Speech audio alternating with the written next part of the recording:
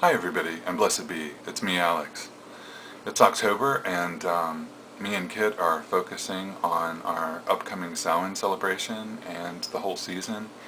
And of course, it's the time in the Wheel of the Year when we honor our ancestors and the ones who have gone before us. And so a lot of times in October, I will spend some time thinking about the burning times. Not that period exclusively, and not just those ancestors, but I just always tend to focus there a little bit because it is so disturbing to me that so many people were tortured and put to death for stupid reasons, and it just starts me thinking about some of the things about what it means to be a witch. Because obviously everyone who was burned and tortured and killed during the burning times, most of those people, in my opinion, weren't witches. Most of them were probably Christians who had been accused by their neighbors and sometimes their family or people in the community who had a grudge against them, who accused them of being a witch, um, to get rid of them, which is just horrible that that kind of thing could take hold of a population. But often that's what would happen. Once you were accused, you were virtually never found innocent after that, and you were tortured into confessing, and then you were executed. And that's so horrible. I was reading a book, actually. I forget which book it was in, but it was a look at the burning times and the witch hunts in Europe, and it was talking about, from a sociological perspective, how a lot of those people who were killed were women, and a lot of them were older, and they were speculating that one of the reasons for that was that most of the populace was extremely poor and lived in great uncertainty about where their next meal would come from. And when a woman's husband would die, she would be taken in by family or by family. And they considered once the person could no longer work or contribute, it was a drain on resources. And they postulated that there was a subconscious motivation for getting rid of older women because so that they wouldn't have to provide for them.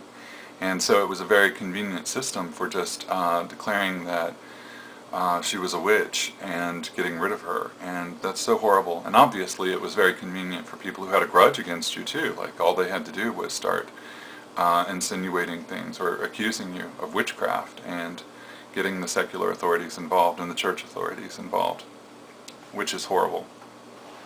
But it made me think a little bit about the terms we use for the religion that we practice, and it's come to be very common to call what we practice Wicca, at least in my tradition.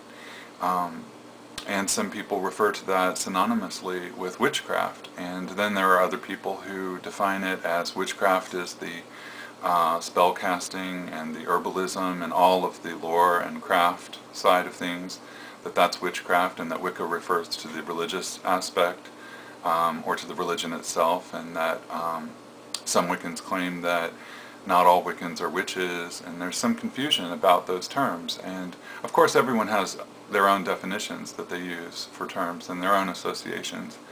But it made me start thinking about it, and the early Wiccans, Gerald Gardner and the early Wiccans, almost never referred to what they were practicing as Wicca.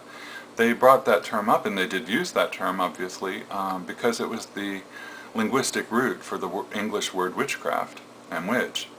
And they almost always exclusively referred to what they were practicing as witchcraft. They were heavily influenced by a book called Witch Cult in Eastern Europe by Margaret Murray, who was an anthropologist.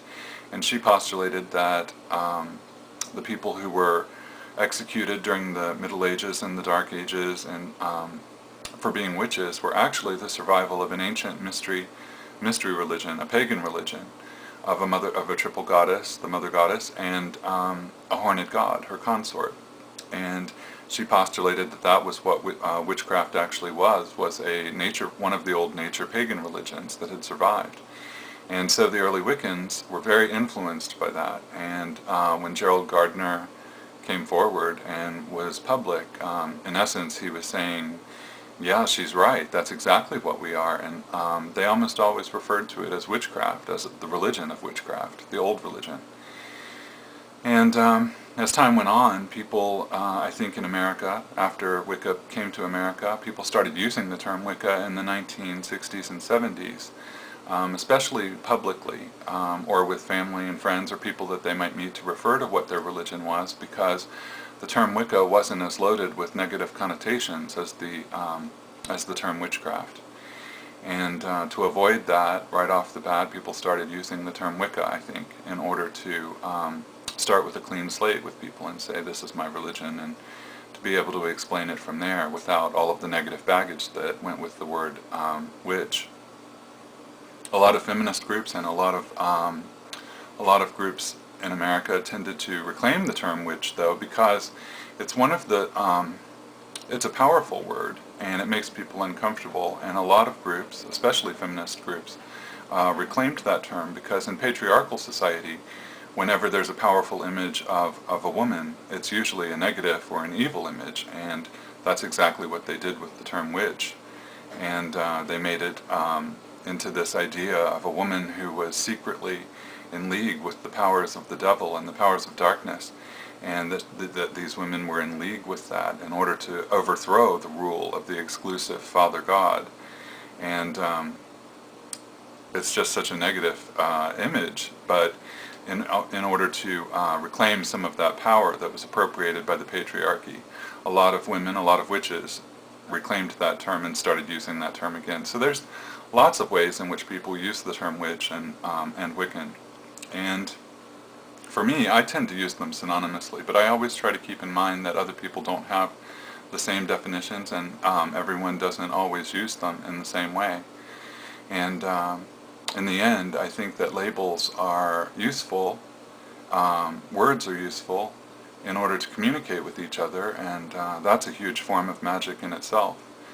But those same kinds of things can be used negatively and can limit us. And I think the core of what we practice is what's important. The spirituality of what we practice is ultimately what's really important, and not really the terms that we use. One of the great insights of Wicca, I think, is that everyone has to follow their own path in the world, and not everyone is going to be of the same religion.